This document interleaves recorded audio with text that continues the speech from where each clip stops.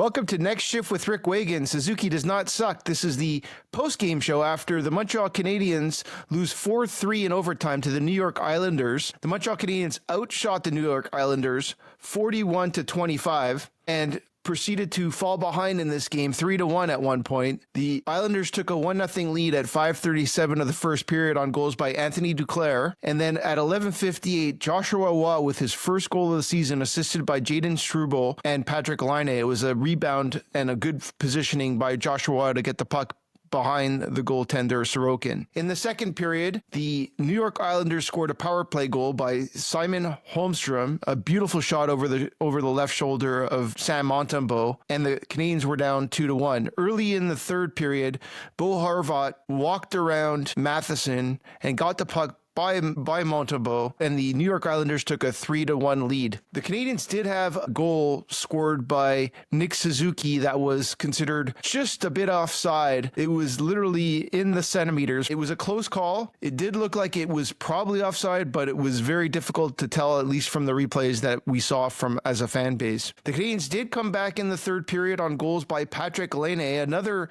controversial goal, you might say, where Patrick Laine got a pass from Nick Suzuki, fired into the empty net. It looked like Slafkovsky was in the way of Sorokin. However, Slafkovsky was outside the blue paint, and the referees decided that it was not a goaltender interference. Patrick Roy went ballistic. The Montreal Canadiens had another power play, did fail to capitalize on that second power play, but the Canadiens were down 3-2 when none other than Brendan Gallagher got a rare breakaway and finish and tied the game 3-3 at 14 minutes and 16 seconds of the third period. The Montreal Canadiens then proceeded to go into overtime. Unfortunately, the Canadiens lost on another goal by Bo Horvat, shot over the right shoulder of Sam Montembeault on a 2-on-1 where Nick Suzuki was the only guy back. It looked like Hudson probably took a gamble he shouldn't have taken, and Laine probably didn't need to get as deep as he did considering the opportunity. Unfortunately, that happens on 3-on-3 plenty of times. There's 2-on-1 breaks. First of all, the Montreal Canadiens, like I said, had a 41 shots, 25.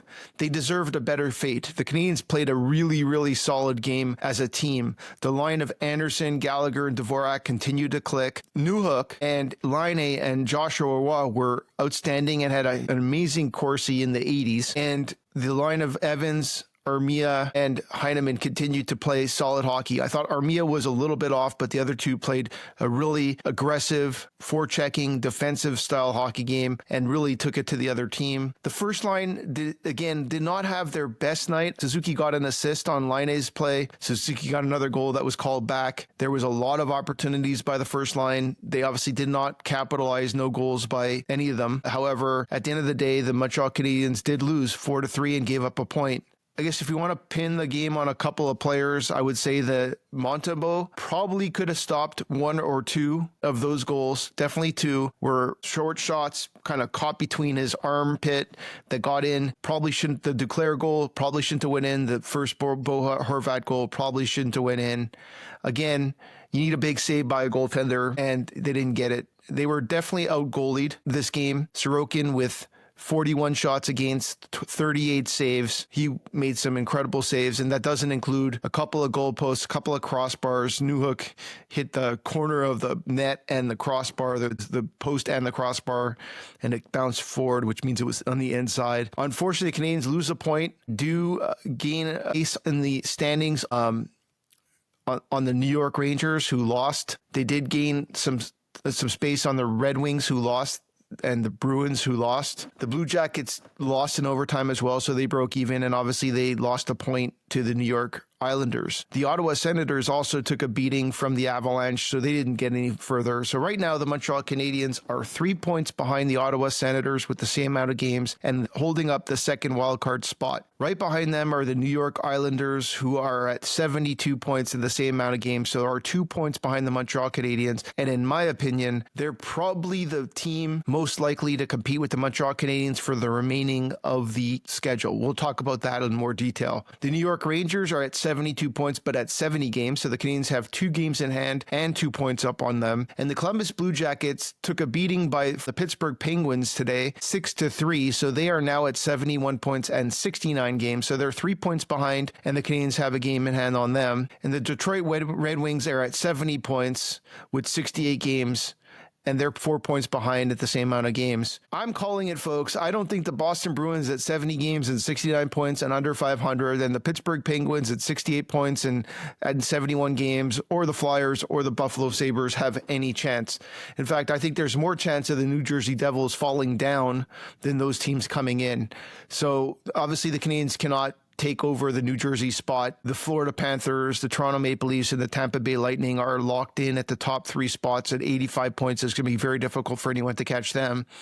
The Ottawa Senators and the Canadiens are fighting for those last 2 spots, but what could happen, I guess, is the Islanders could potentially catch the Devils, and if the Devils do go in free falling, that can only help whoever the other 2 teams, Ottawa and Montreal, find their spot. At this point, like I said, the Montreal Canadiens are in a really good position. They have 14 games left. I would say that if they win 9 of those 14, they will be in the playoffs. If they get to 92 points, the way the current schedule is panning out right now, it will be unbelievable. The only team that can kind of catch them are the New York Islanders, and they'd have to go 11-2-1. Their schedule is a little bit harder than Montreal Canadiens. Right now, they are the 5th hardest schedule in the National Hockey League, and so really, we'll have to see how that plays out.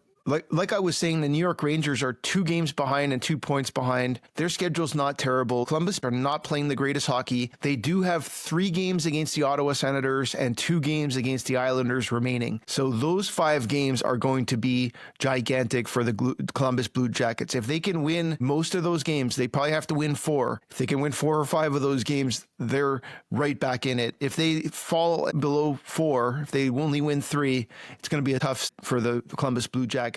And the Detroit Red Wings, who are only 4 points behind in the same amount of games, but they just have a brutal schedule. They still have to play against the Las Vegas Golden Knights tomorrow. They have to still play against Dallas and the Avalanche. They still have a couple of games against the Panthers. They got to play Tampa. They got to play Toronto. They have to play Ottawa. They have a game against the St. Louis Blues and the Utah Hockey Club, which I guess would be teams that are outside the playoffs, but they're still fighting for the playoffs. And St. Louis is actually in the playoffs right now, so I shouldn't diss them. The Canadiens, on the other hand, have games against the Flyers. They have games against the Blackhawks and the Nashville Predators. That being said, the Montreal Canadiens have not been great against the weaker teams. They've done a really good job against the better teams. Don't worry, they have plenty of better teams they're going to be playing, especially on Saturday night. They play the Colorado Avalanche. So looking into the game, I'm cautiously optimistic about the Montreal Canadiens. I feel a lot like the game that the Montreal Canadiens played against the Ottawa Senators. It's a Saturday night. It's in Montreal. I guess the one in Ottawa was Tuesday. The Florida game was more like this one. But really, this is a team that is on a heater. They're 8-1-1 in their last 10 games. They're on fire. The Canadiens are too. They're 6-1-3 in that same time frame. And so the Montreal Canadiens are fighting for that playoff spot. They have a good position. I'm keeping my eye on the New York Islanders. That 2 points they gave up, the 1 point, but it was a 2.1 point overtime, was a tough one. I think they deserve a better fate. Again, I wasn't a big fan of Matheson. He got turned around by Horvat on the goal by Horvat.